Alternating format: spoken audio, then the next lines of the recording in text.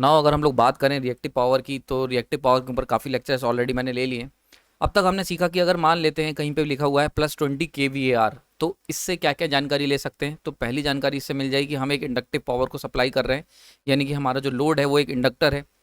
दूसरी जानकारी ये मिल जाएगी कि पी एंड क्यू जो है वो सेम डायरेक्शन में फ्लो हो रहे हैं। यहाँ पे जो पॉजिटिव जो साइन देख रहे हो, ये बता रहा है कि रिएक्टिव पावर और एक्टिव पावर दोनों ही सोर्सेज से निकल के लोड की तरफ जा रहे हैं। तीसरी चीज़ जो हमने अभी जस्ट पिछले लेक्चरों में सीखी है कि जो रिएक्टिव पावर यहाँ पे 20 kVAR है, ये बेसिकली इंस्टेंटेनियस रिएक्टिव पावर की पीक वैल्यू है। ठीक है, तो अगर कोई कह रहा है कि रिएक्टिव पावर 20 kVAR है, तो वो क्या है, वो वेव फॉर्म नहीं है, उस वेव फॉर्म की यानी कि इंस्टेंटेनियस रिएक्टिव पावर की पीक वैल्यू है। चौथी चीज़, यहाँ से हम एक बात और कंफर्म कर सकते हैं कि क्योंकि हम लोग इंडक्टिव पावर को सप्लाई कर रहे हैं, तो आपको ये बात पता होगी कि इन इंडक्टेंस करंट जो होता है वो लैग करता है वी से। तो यहाँ पे ये 4-5 बातें हम लोग निकाल सकते हैं। तो ये वो पॉइंट है जो अगर हमें केवल 20 kVAR एक जगह लिखा हुआ दिख जाए, तो वहाँ से हम कंक्लूजन ड्रॉ कर सकते हैं कि ये पॉइंट इसका मतलब होगा। क्लियर हो रहा है यहाँ पे ना। एक बात हमने लास्ट लेक्चर में और सीखी थी, जिसमें था कि स्पेस कंजम्पशन। तो मैंने आपको बताया था कि रिएक्टिव पावर जो होती है वो 100% स्पेस घेरती है। जैसा कि बियर बॉटल में हम लोग जो रिएक्टिव पावर, जो रियल पावर होती है, वो जो स्पेस लेती है, वो प्लस जो झाग होते हैं यानी कि जो रिएक्टिव पावर होती है वो स्पेस लेती है। उसी तरीके से हमने देखा था कि अगर मान लेते कोई ट्रांसमिशन लाइन है, तो ट्रांसमिशन लाइन में भी अगर एक्टिव रिएक्टिव दोनों फ्लो हो रही हैं, तो वहाँ पे दोनों के लिए एक स्पेस की ज़रूरत होगी, रिक्वायरमेंट होगी। और इसको हम लोगों ने थर्मल कैपेसिटी से कैलकुलेट करा था। हमने कहा था कि थर्मल कैपेसिटी हर हालत में ज़्यादा होनी चाहिए अंडर रूट में p² + q² से। ठीक है, तो ये सारी बातें हमने लास्ट लाइन में सीखी थी। नाउ रिएक्टिव पावर की डिस्कशन करेंगे बड़ा डिटेल में। मेरा नाम प्रांजल है और आज हम लोग बात करेंगे कि कितने तरीके की रिएक्टिव पावर होती है। नाउ यहाँ पे लिखा है VAR। ठीक है, तो ये बेसिकली यूनिट होती है रिएक्टिव पावर की, तो मैंने रिप्रेजेंट करने के लिए VAR लिख दिया है। तो इस ये लेक्चर में हम लोग जानेंगे कि कितने तरीके की रिएक्टिव पावर हो सकती है। जैसे रिएक्टिव पावर क्या होती है, एक्टिव क्या होती है, अपरेंट क्या होती है, ये सीख लिया। नाउ अब रिएक्टिव कितने तरीके की होती है, ये बड़ा इंपॉर्टेंट लेक्चर है, क्योंकि बहुत सारे लोग केवल रिएक्टिव पावर को ही जानते हैं, ये नहीं जानते कि उसके अंदर टाइप्स भी होते हैं रिएक्टिव पावर के। तो आज आप लोग जान जाएंगे, इस पूरे लेक्चर को ध्यान से सुनिएगा। शुरू करते हैं। तो अगर हम बात करते हैं रिएक्टिव पावर की, तो बेसिकली दो तरीके की रिएक्टिव पावर होती है। मैंने आपको बताया था रिएक्टिव पावर का काम क्या होता है। रिएक्टिव पावर बेसिकली इलेक्ट्रिक या फिर मैग्नेटिक फील्ड बनाने में काम आती है। ठीक है, इलेक्ट्रिक फील्ड या फिर मैग्नेटिक फील्ड, यानी कि जो भी एलिमेंट इलेक्ट्रो और मैग्नेटिक फील्ड को जन्म देते हैं, वहाँ पे हमें रिएक्टिव पावर की ज़रूरत पड़ती है। ना ऐसे दो एलिमेंट हैं। अगर हम बात करते हैं, एक है इंडक्टर और दूसरा है कैपेसिटर। ना अगर इंडक्टर की बात करें, तो इंडक्टर के हम लोग के अंदर क्या करते हैं, मैग्नेटिक फील्ड के रूप में एनर्जी को स्टोर करते हैं, मैग्नेटिक फील्ड के अंदर, मैग्नेटिक फील्ड के रूप में। ठीक है, और वहीं पर अगर कैपेसिटर की बात करते हैं, तो कैपेसिटर के अंदर हम लोग इस्तेमाल करते हैं जो एनर्जी है, रिएक्टिव पावर का इस्तेमाल किया जाता है टू स्टोर करने के लिए कौन सी पावर, इलेक्ट्रिक फील्ड, यानी कि इलेक्ट्रिक फील्ड। तो कैपेसिटर जो होता है वो एनर्जी को स्टोर करता है in terms of electric field, वहीं पे इंडक्टर जो है वो मैग्नेटिक फील्ड के रूप में एनर्जी को स्टोर करता है। नाउ ये जो मैग्नेटिक फील्ड होती है, इसको बनाने के लिए हमें ज़रूरत पड़ती है लैगिंग रिएक्टिव पावर की। ठीक है, समझ में आ रहा है। यानी कि हमने देखा कि रिएक्टिव एलिमेंट की अगर बात करें, तो दो तरीके के रिएक्टिव कंपोनेंट होते हैं, एक होता है इंडक्टर, एक होता है कैपेसिटर। इंडक्टर के अंदर मैग्नेटिक फील्ड और कैपेसिटर के अंदर इलेक्ट्रिक फील्ड। ना ये जो मैग्नेटिक फील्ड है ना, इसको बनाने के लिए हमें ज़रूरत पड़ेगी लैगिंग रिएक्टिव पावर की और लैगिंग VARs की। ठीक है, क्लियर हो रहा है। वहीं पे अगर हम लोग बात करते हैं कैपेसिटर की, तो कैपेसिटर के अंदर हम लोग को जरूरत पड़ेगी लीडिंग रिएक्टिव पावर की या फिर लीडिंग VARs की। आई होप समझ में आ रहा होगा। तो अगर हम कहते हैं कि रिएक्टिव पावर कितने तरीके की होती हैं, तो on the basis of reactive component दो तरीके की रिएक्टिव पावर होती है। एक होती है आपकी leading reactive power, leading VARs, और दूसरी होती है आपकी लैगिंग VARs, यानी कि लैगिंग रिएक्टिव पावर। तो ये हो गई आपकी lagging reactive power and this one is your leading reactive power. ठीक है, तो ये तक समझ में आ गया होगा। नाउ ये वर्ड लीडिंग और लैगिंग का क्या मतलब है, तो बेसिकली ये जो लैग और लीड का जो वर्ड है, ये करंट को रिप्रेजेंट कर रहा है वोल्टेज के टर्म्स में। यानी कि अगर लैग लिखा है, इसका मतलब करंट लैग करता है वोल्टेज से। वहीं पे अगर लीडिंग VARs में क्या होता है, करंट लीड करता है वोल्टेज से। नाउ लीड का मतलब मैंने पीछे ही बताया था। लैग का मतलब करंट की जो पीक बनेगी वो बाद में बनेगी वोल्टेज की पीक के। तो अगर ये वोल्टेज है, ये करंट है, तो करंट लैग कर रहा है, इसका मतलब क्या होगा, वोल्टेज की पीक पहले बनेगी और उसके बाद करंट की पीक बनेगी। उसी तरीके से अगर लीडिंग VARs की बात कर लें, तो करंट लीड कर रहा है का क्या मतलब, पहले करंट की पीक बनेगी फिर वोल्टेज की पीक बनेगी। ठीक है, तो this is your leading VARs। तो मोटा मोटा समझ में आ रहा होगा। तो दो तरीके की रिएक्टिव पावर होती है अगर टाइप्स की बात करें, एक होती लैगिंग और एक होती लीडिंग। लीडिंग के अंदर करंट लीड करता है वोल्टेज से, लैगिंग के अंदर करंट लैग करता है। ज़रूरत कहाँ पड़ती है, ज़रूरत पड़ती है लीडिंग वीआर की ज़रूरत पड़ती है इलेक्ट्रिक फील्ड को स्टोर करने में यानी कि कैपेसिटर के अंदर, और लैगिंग वीआर की ज़रूरत पड़ती है मैग्नेटिक फील्ड को बनाने में यानी कि इंडक्टर के अंदर। क्लियर हो गया। नाउ अब बड़ा इंपॉर्टेंट चीज़ याद रखना, ये नोट करके लिख लो, कन्वेंशनली जो हम लोग रिएक्टिव पावर लिखते हैं क्यू, वो बेसिकली लैगिंग वीआर को कहते हैं। यानी कि अगर कहीं पे क्यू केवल लिखा हुआ है, कुछ भी जानकारी नहीं दी है, तो आप ये मान के चलेंगे वो लैगिंग वीआर्स की बात कर रहे हैं। यानी कि जनरली जो हम लोग कहते हैं कि रिएक्टिव पावर फ्लो हो रही है, तो इसका मतलब लैगिंग रिएक्टिव पावर से ही होता है। जब तक आपसे ना कहा जाए तो आपको लैगिंग रिएक्टिव पावर ही मान के चलना पड़ेगा उसे, ठीक है। और अगर आपसे कह देते हैं कि लीडिंग है तब आप उसे लोगे, वरना हमेशा लैगिंग लोगे। ओके, तो यहाँ से हमने क्या सीखा अभी पिछले डिस्कशन से कि रिएक्टिव पावर दो तरीके की होती है, एक होती है लीडिंग रिएक्टिव पावर, एक होती है lagging reactive power. Now lagging को हम लोग प्लस क्यू से रिप्रेजेंट करते हैं, अभी मैंने पीछे बताया। और इसी का उल्टा क्या होगा, लीडिंग को कैसे रिप्रेजेंट करेंगे, माइनस क्यू से। यानी कि अगर कहीं दे रखा है प्लस 20 kVAR, तो ये आपका बता रहा है लैगिंग रिएक्टिव पावर को, लैगिंग रिएक्टिव पावर को दिखा रहा है। वहीं पे अगर दे रखा है -20 kVAR, तो ये आपका दिखा रहा है लीडिंग रिएक्टिव पावर को। समझ में आ रहा है। तो यानी कि अगर कहीं पे -20 kVAR है, तो इसका मतलब लीडिंग रिएक्टिव पावर को वो दिखा रहा है, ठीक है। और अभी मैंने पीछे बताया था, यहाँ पे इसका फेजर डायग्राम बना दिया है मैंने, वेक्टर डायग्राम, यहाँ से देख सकते हो, ठीक है। तो अगर हम लोग फेजर के रूप में बात करें, यहाँ पे V है, ये I है, तो देखो मैंने अभी पीछे आपको क्या बताया था, करंट जो होगा वो क्या करेगा, लैगिंग है तो करंट लैग करेगा वोल्टेज से। तो देखो यहाँ पे करंट क्या कर रहा है, लैग कर रहा है। इसमें अगर हम देखते हैं, मैंने आपको बताया लैग और लीड का देखने का तरीका क्या होता है कि भाई सिंपल सी बात है, अगर आपने यहाँ पे दो आपके फेजर हैं, तो आप एंटी क्लॉकवाइज चलोगे। एंटी क्लॉकवाइज चलने में जो आगे होगा वो लीड करेगा और जो पीछे होगा वो लैग करेगा, ठीक है। तो वह यहाँ से देख सकते हो, एंटी क्लॉकवाइज चले, वोल्टेज लीड कर रहा है और करंट जो है वो लैग कर रहा है। तो यहाँ पे लैगिंग से मैंने यहाँ पे ये जो फेजर डायग्राम ड्रॉ करा है, ये आप भी बना सकते हो। क्लियर हो गया यहाँ पे। तो this is your phasor diagram की वोल्टेज जो है वो करंट से लैग कर रहा है। वहीं पे अगर हम बात करते हैं लीडिंग की, तो देखो यहाँ पे फिर से एंटी क्लॉकवाइज चलोगे तो करंट लीड करता हुआ दिख रहा है वोल्टेज से। क्लियर हो गया। तो अगर हम वोल्टेज को रिफरेंस लें, तो इसके अंदर करंट जो होगा वो लीड ऐसे बनेगा और लैग ये बनेगा। क्लियर हो गया। ये बात समझ में आ गई होगी। तो कभी कभी ये इस तरीके का वेव फॉर्म आपको, सॉरी, फेजर डायग्राम दे रखा होगा और पूछा जाएगा ये कौन सी रिएक्टिव पावर है। So this is your leading reactive power, leading VAR, और इसको हम लोग माइनस क्यू से भी रिप्रेजेंट कर सकते हैं। क्लियर। नाउ अगर हम बात कर लेते हैं कि इसका इस्तेमाल कहाँ करते हैं, तो पीछे बताया मैंने, use to set electric field, यानी कि जो लीडिंग कंपोनेंट देख रहे हो ना, इसमें करंट लीड करता है वोल्टेज से, ऐसी फील्ड का इस्तेमाल करा जाता है इलेक्ट्रिक फील्ड को सेटअप करने में। वहीं पे ऐसा सिस्टम जहां पे वोल्टेज लीड करता है करंट से, इसका इस्तेमाल करा जाता है मैग्नेटिक फील्ड को सेटअप करने में। यानी कि अगर तुम्हें इंडक्टर और इंडक्टर और कैपेसिटर नहीं भी याद रहते हैं, तो आप सिंपल सा याद रखो कि भाई जहाँ पे भी लीडिंग होगा वहाँ मैग्नेटिक फील्ड होगी, और मैग्नेटिक फील्ड कहाँ होती है, ये होती है इंडक्टर के अंदर। वहीं पे इलेक्ट्रिक फील्ड कहाँ होती है, ये होती है आपके कैपेसिटर के अंदर। तो ये वहाँ से भी ड्रॉ कर सकते हो। क्लियर हो गया। यहाँ पे कोई डाउट नहीं होना चाहिए। आई होप सब चीज़ क्लियर हो गई होगी ना। अगर हम लोग रियलाइज करने की कोशिश करें कि लीडिंग वीआर कैसा दिखेगा, यानी कि इंस्टेंटेनियस वैल्यू अगर कैसे दिखेगी लीडिंग रिएक्टिव पावर की, तो उसकी वेव फॉर्म अगर ड्रॉ करने की कोशिश करें, तो यहाँ पे मैंने इन वेव फॉर्म को बनाने के लिए करंट को रेफरेंस ले लिया है। So this is your current, ये this is your current wave form, ये हो गई करंट, ठीक है। And the other one is the voltage wave form. Now यहाँ पे देख सकते हो लीडिंग वीआर की बात करें, मैंने बताया लीडिंग का मतलब करंट की जो पीक होगी वो पहले आएगी, बिफोर बनेगी as compare to voltage peak, यानी कि वोल्टेज की पीक से पहले करंट की पीक बनेगी, ठीक है। देखो यहाँ पे, तो देखो ये हो गई करंट की पीक और ये हो गई वोल्टेज की पीक। तो पहले कौन बन रहा है, तो पहले बन रही है तुम्हारी करंट की पीक। तो देखो यही चीज मैंने बताई थी, लीडिंग वीआर का मतलब क्या होता है कि करंट की पीक पहले बनेगी वोल्टेज की पीक से। सो this is your voltage peak and this is your current peak. तो देखो मैंने आपको बताया था कि करंट की पीक पहले बनेगी वोल्टेज की पीक से, और जब ऐसा होगा तो हम कह देंगे इसे leading VR. So this is your, ये पहचान होती है। यानी कि अगर तुम्हें केवल वेव फॉर्म एग्जाम में दे दी जाए और पूछा जाए कि भाई ये आपकी लीडिंग वीआर हैं कि लैगिंग वीआर हैं, तो यहाँ से देख के इजीली बता सकते हो कि ये तुम्हारा लीडिंग वीआर होगा, ठीक है। तो पहचानना आपको आना जरूरी है ना। अगर हम इनको पहचान कर लेते हैं तो देखते हैं कि वेवफॉर्म कैसे आएगी। तो कुछ इस तरीके की रिएक्टिव पावर की इंस्टेंटेनियस लीडिंग वीआर की वेवफॉर्म देखने को मिलेगी। सो this is your leading VR. Clear हो रहा है। तो ये जो पीक वैल्यू है, this is your leading VR, क्योंकि मैंने आपको बताया कि जब भी हम क्यू की बात करते हैं तो this is actually the peak value. तो ये जो पीक वैल्यू देख रहे हो, यानी कि ये जो पीक देख रहे हो, ये जो पीक देख रहे हो, this is your leading VR. Clear हो गया। ये आपका लीडिंग वीआर है।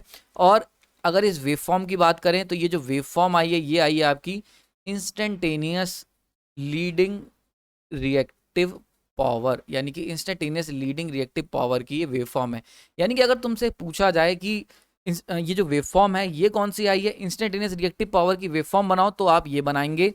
और अगर आपसे पूछा जाए इसमें लीडिंग वीएआर क्या है या लीडिंग रिएक्टिव पावर क्या है, तो इसकी जो पीक वैल्यू है this is your leading VAR. Clear हो रहा है? तो अंतर समझ में आ रहा होगा। तो यहाँ से बिल्कुल आपके क्रिस्टल क्लियर कॉन्सेप्ट हो रहे होंगे, बनाना बड़ा आसान है।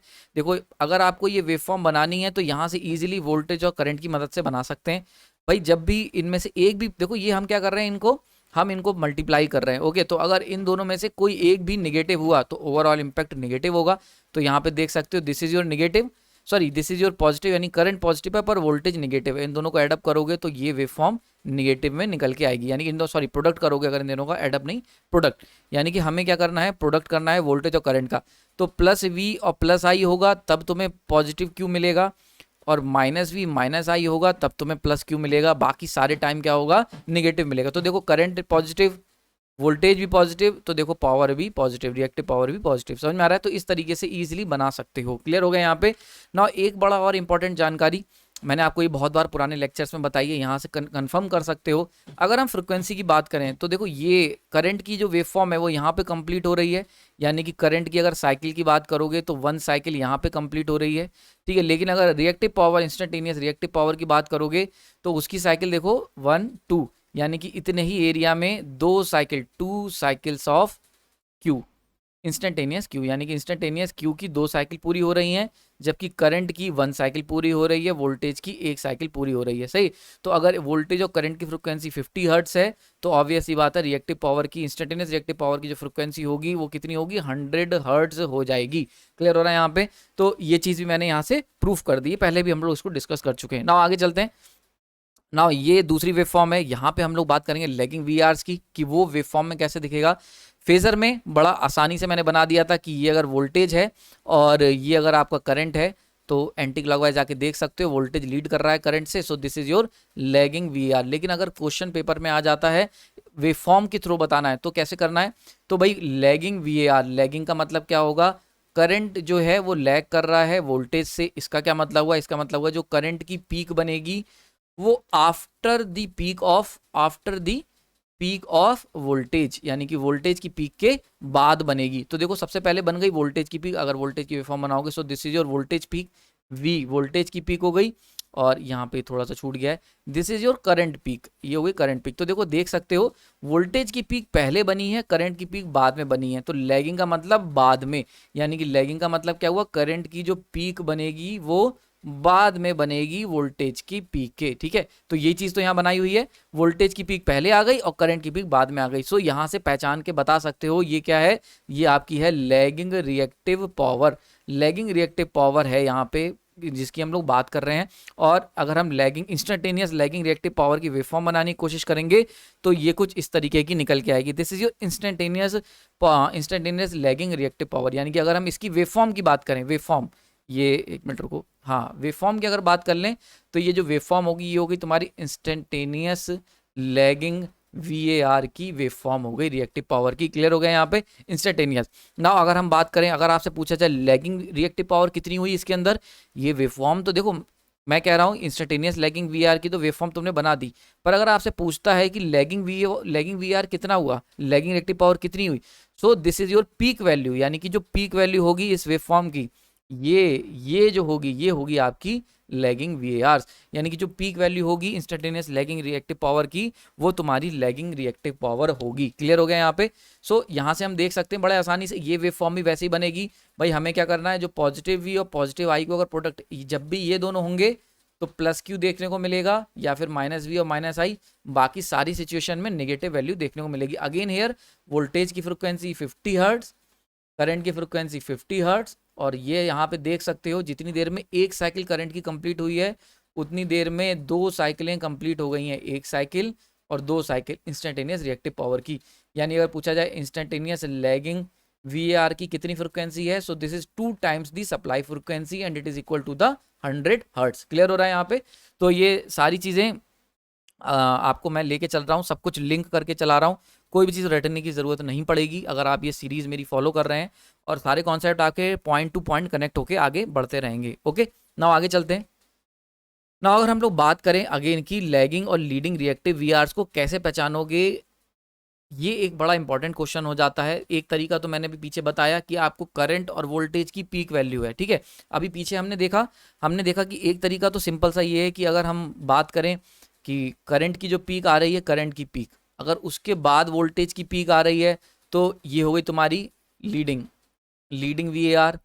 वहीं पे अगर करंट की पीक बाद में आ रही है और वोल्टेज की पीक पहले आ रही है, so this is lagging VAR. तो ये तरीका हो गया करंट और वोल्टेज की पीक से पहचानने का कि लीडिंग वीएआर कौन सी है और लैगिंग रिएक्टिव पावर कौन सी है। ये पहचानने का तरीका हो गया जब आप करंट की वेवफॉर्म और वोल्टेज की वेवफॉर्म की बात करते हैं, ठीक है। लेकिन अगर आपसे मैं पूछूं कि आपको अगर ये पता, मैं अगर आपसे क्वेश्चन मेरा ये है कि क्या हम लोग लीडिंग और रिएक्टिव वीआर को पहचान सकते हैं only with the help of Q and I, क्या हम लोग केवल करंट की वेवफॉर्म और रिएक्टिव पावर की, इंस्टेंटेनियस रिएक्टिव पावर की वेवफॉर्म से पहचान सकते हैं कि वो लीडिंग है कि लैगिंग है? तो इसका भी आंसर मैं आपको दे देता हूं। ये बहुत ही अच्छा कॉन्सेप्ट है। तो आपको क्या करना है, मान के चलते हैं this is your current waveform, ठीक है। करंट की वेवफॉर्म हमें दी हुई है। नाउ क्वेश्चन ये है कि क्या हम यहां से पता कर सकते हैं लीडिंग और लैगिंग कैसे होगा? तो भाई जब भी रिएक्टिव पावर करंट की वेवफॉर्म के साथ, यानी कि अगर करंट इंक्रीज हो रही है और रिएक्टिव पावर भी इंक्रीज होने लगे जैसे जैसे करंट इंक्रीज हो रही है, so this is what we called lagging VAR. तो ये हो जाती है तुम्हारी लैगिंग वीएआर, यानी कि अगर करंट राइज हो रहा है और करंट के साथ साथ ये both current and Q rise simultaneously, यानी कि अगर करंट राइज हो रहा है, देख सकते हो राइज हो रहा है, और क्यू भी राइज हो रहा है एक साथ, तो इसको हम लोग क्या कहेंगे, लैगिंग वीएआर। यानी कि अगर करंट और reactive power, instantaneous reactive power साथ में राइज अप हो रही हैं, तो इसको हम लोग कह देंगे ये हो गई आपकी लैगिंग वीएआर। ये पहचान हो गई। वहीं पे अगर हम दूसरी तरफ बात करें, वहीं पे अगर करंट राइज हो रहा है वहीं, और वो जो तुम्हारी रिएक्टिव पावर है इंस्टेंटेनियस, वो डाउन जा रही है, यानी कि रिड्यूस हो रही है, निगेटिव जा रही है, तो ऐसे में हम लोग क्या कहेंगे, this is what we called leading VAR. बात समझ में आ रही होगी। तो अगर आपको केवल ये दो वेवफॉर्म दे दी जाए, ठीक है, आपको ये ना पता हो कि लीडिंग है कि लैगिंग है, तो कैसे पता करोगे, क्योंकि वोल्टेज की पीक तो दी नहीं है। तो आपको इतना सा बस ध्यान रखना है कि अगर करंट अगर शुरुआत की साइकिल में इनिशियली करंट अगर राइज अप हो रही है, यानी कि पॉजिटिव है, और रिएक्टिव पावर भी पॉजिटिव है, तो इसका मतलब लैगिंग वीआर। वहीं पे अगर करंट अपनी हाफ साइकिल में पॉजिटिव है और वहीं पे रिएक्टिव पावर जो है वो निगेटिव है, देखो यहां से देख सकते हैं। यानी कि अगर देखो, पहले इसको समझ लेते हैं लैगिंग वीआर क्यों कह रहा हूं मैं। अगर लैगिंग वीआर कैसे पहचानोगे, अगर करंट पॉजिटिव है और उसी समय रिएक्टिव पावर की भी पॉजिटिव है, इंस्टेंटेनियस रिएक्टिव पावर दोनों पॉजिटिव है, तो इसका मतलब लैगिंग वीआर। वहीं पे अगर करंट पॉजिटिव है लेकिन लैगिंग वीआर वीआर जो है इंस्टेंटेनियस वीआर वो नेगेटिव है, so this is what we call leading VR. यानी अगर तुमसे पूछा जाए लीडिंग वीआर कौन से होंगे, तो केवल वेवफॉर्म, अगर मैं सारा डाटा इसमें से उड़ा दूं और तुमसे पूछूं कि इन दोनों वेवफॉर्म को देख के बता सकते हो कि कौन सी लीडिंग है कौन सी लैगिंग है, तो 99% लोग इसका आंसर नहीं दे पाएंगे। लेकिन अगर ये लेक्चर देखा है तो आप इसका आंसर बता ले जाओगे। आंसर क्या होगा कि अगर करंट हाफ साइकिल में पॉजिटिव हो रहा है और जो रिएक्टिव पावर है वो निगेटिव हो रही है, तो ये हो जाएगी माइनस क्यू, यानी कि लीडिंग वीआर। और करंट अगर पॉजिटिव हो रहा है वहीं पे जो रिएक्टिव पावर है वो भी पॉजिटिव हो रही है, तो वो कहलाएगी lagging VR. So this is one of the best method जिसकी मदद से हम लोग केवल reactive power, instantaneous reactive power और करंट को देख के बता सकते हैं कि वो लैगिंग होगा कि लीडिंग है। क्लियर हो गया यहाँ पे ना? यहाँ पे एक बड़ा इंपॉर्टेंट ये डायग्राम है, इसको दिल और दिमाग में बसा लेना भाई, क्योंकि ये बहुत ही ज़्यादा क्रूशियल और बड़ा ही इंपॉर्टेंट है। यहाँ पे हम लोग बात करेंगे कि रिलेशन क्या है लैगिंग और लीडिंग वीआर्स का, ठीक है। कि हमने अभी तक तो बात कर ली कि चलो ठीक है, एक होता है लीडिंग वीआर है, एक हमारे पास लैगिंग वीआर है, ये सब हमने डिस्कस कर लिया। लेकिन भाई रिलेशन क्या है, तो रिलेशन ये है, बड़े ध्यान से समझना। इंडक्टर की अगर हम बात करते हैं, तो इंडक्टर क्या करता है, लैगिंग वीआर को एब्जॉर्व करता है प्लस क्यू, और लीडिंग वीआर को डिलीवर करता है। बड़ा ही इंपॉर्टेंट पॉइंट, ये बहुत ज्यादा इंपॉर्टेंट पॉइंट है, ठीक है। देखो अभी तक हमने क्या करा है, अगर मैं आपसे बात करूं, हम ये जानते हैं कि हम लोग हमेशा रिएक्टिव पावर की बात करते हुए आए हैं, ठीक। हम लोग कहते हैं कि जब भी हम कहते हैं रिएक्टिव पावर, तो हमें एक बात पता है कि इंडक्टर क्या करता है, इंडक्टर जो होगा यानी कि मैग्नेटिक फील्ड बनाने में रिएक्टिव पावर की जरूरत होगी, तो हम कह देते हैं कि क्यू जो होगा वो एब्जॉर्व होगा। तो ये अभी मैंने आपको बताया कि जब भी हम केवल क्यू की बात करते हैं तो बेसिकली वहां पे लैगिंग वीआर की बात कर रहे होते हैं। क्लियर हो गया? तो देखो सेम यहाँ पे कॉन्सेप्ट है, यानी कि अगर हम इंडक्टर की बात करते हैं, इंडक्टर, तो याद रखना इंडक्टर लैगिंग वीआर को एब्जॉर्व करेगा, यानी कि प्लस क्यू को एब्जॉर्व करेगा, ठीक है। वहीं पे अगर हम कैपेसिटर की बात कर लें तो कैपेसिटर क्या करेगा, लीडिंग वीएआर को एब्जॉर्व करेगा, यानी कि माइनस क्यू को एब्जॉर्व करेगा। तो कैपेसिटर क्या करता है, एब्जॉर्व करेगा लीडिंग वीएआर को, क्यों, क्योंकि इसकी जरूरत हमें पड़ेगी इलेक्ट्रिक फील्ड को सेटअप करने में, इलेक्ट्रिक फील्ड को बनाने में। तो इसीलिए क्योंकि कैपेसिटर को इलेक्ट्रिक फील्ड बनानी है तो वो क्या करेगा, लीडिंग वीआर को एब्जॉर्व करेगा। वहीं पे अगर हम इंडक्टर की बात करें तो इसे जरूरत पड़ेगी मैग्नेटिक फील्ड बनानी है, तो मैग्नेटिक फील्ड के लिए लैगिंग वीआर की जरूरत पड़ेगी, तो इसीलिए एब्जॉर्व करेगा lagging VR for generating magnetic field. Magnetic field clear हो रहा है यहाँ पे। तो ये दो पॉइंट आपको याद रखने हैं कि लीडिंग वीआर और लैगिंग वीआर की जरूरत पड़ेगी एल और सी को अलग अलग कॉम्बिनेशन से। अच्छा, इसको देखने का एक तरीका और है, एक तरीका और क्या है कि भाई हम अगर जैसे हम बात करते हैं, अगर नॉर्मली केवल रिएक्टिव पावर की बात करें, ओनली रिएक्टिव पावर, ठीक है, तो हम ये कहेंगे कि इंडक्टर रिएक्टिव पावर एब्जॉर्ब कर रहा है और कैपेसिटर रिएक्टिव पावर को डिलीवर कर रहा है। अगर इसी का दूसरा वर्जन कह दें, ठीक, तो दूसरा वर्जन क्या कह सकते हैं कि inductor reactive power leading reactive power को डिलीवर कर रहा है, डिलीवर लीडिंग रिएक्टिव पावर, और कैपेसिटर क्या कर रहा है, एब्जॉर्ब कर रहा है लीडिंग वीआर को। जैसे कि फॉर एग्जांपल हम लोग क्या कहते हैं कि करंट क्या करता है, पॉजिटिव से नेगेटिव करंट की डायरेक्शन होती है। वहीं पे एक तरीका तो ये है कहने का, दूसरा तरीका क्या होता है कि इलेक्ट्रॉन की मोशन की डायरेक्शन जो होती है वो माइनस से पॉजिटिव होती है, नेगेटिव से पॉजिटिव टर्मिनल की तरफ होती है, ठीक। तो हम लोग क्या कहते हैं, हम लोग हमेशा ये कहते हैं पॉजिटिव से नेगेटिव करंट फ्लो करता है, यानी कि पॉजिटिव आयंस फ्लो करते हैं। लेकिन हम सब जानते हैं कि एक्चुअल में पॉजिटिव आयन तो मूव ही नहीं करते किसी वायर में, केवल इलेक्ट्रॉन मूव करते हैं।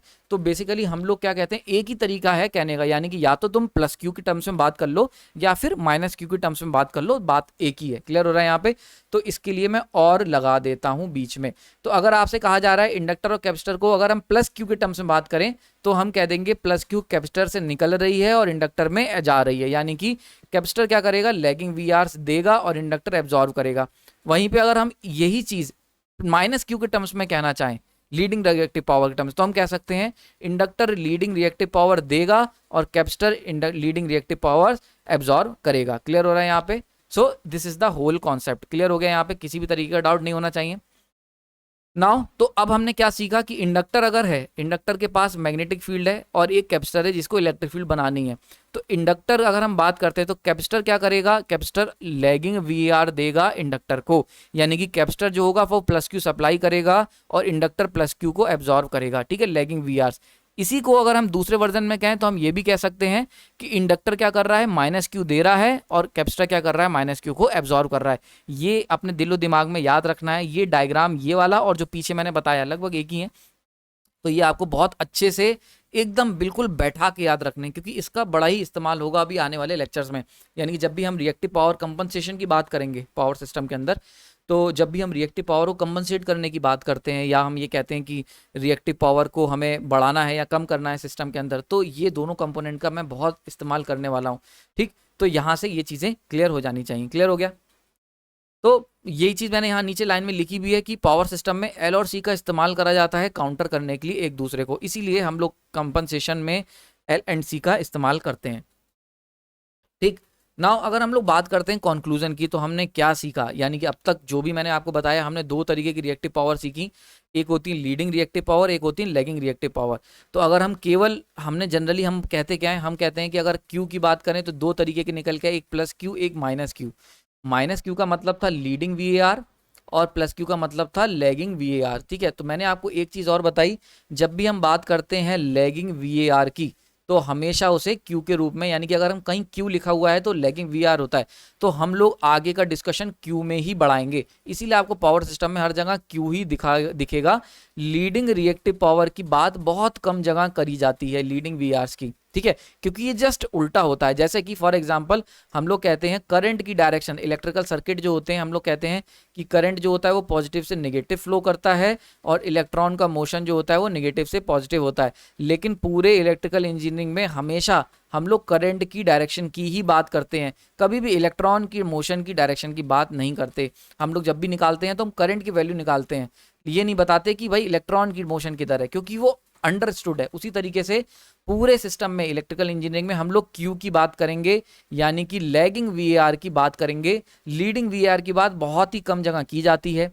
जहां पे माइनस क्यू होगा बस वहीं पे लीडिंग वीएआर की हम बात करेंगे, या हम कह सकते हैं जस्ट उल्टा केस हो जाएगा क्यू का। ठीक है, तो अगर जैसे ये बनाया वैसे ही अगर मान लेते हैं इंडक्टर से कैपेसिटर की तरफ, ये हो गया कैपेसिटर से इंडक्टर तरफ प्लस क्यू जा रही है, तो इसी का मतलब ये भी तो हुआ ना कि यहाँ से अगर इंडक्टर से हम डायरेक्शन देखें तो इंडक्टर से सी की तरफ क्या जा रही होगी, माइनस क्यू जा रही होगी। सो दस जस्ट एक वाइस वर्सा वाली चीज है, जैसा यहाँ पे होता है कि करंट की डायरेक्शन पॉजिटिव से नेगेटिव है तो इलेक्ट्रॉन की डायरेक्शन अंडरस्टूड है कि नेगेटिव से पॉजिटिव होगी। उसी तरीके से अगर कैपेसिटर से रिएक्टिव पावर निकल के इंडक्टर में जा रही है तो ये अंडरस्टूड है कि इंडक्टर से निकल के कैपेसिटर के अंदर माइनस क्यू जा रही होगी। एक ही बात के कहने के दो तरीके हैं।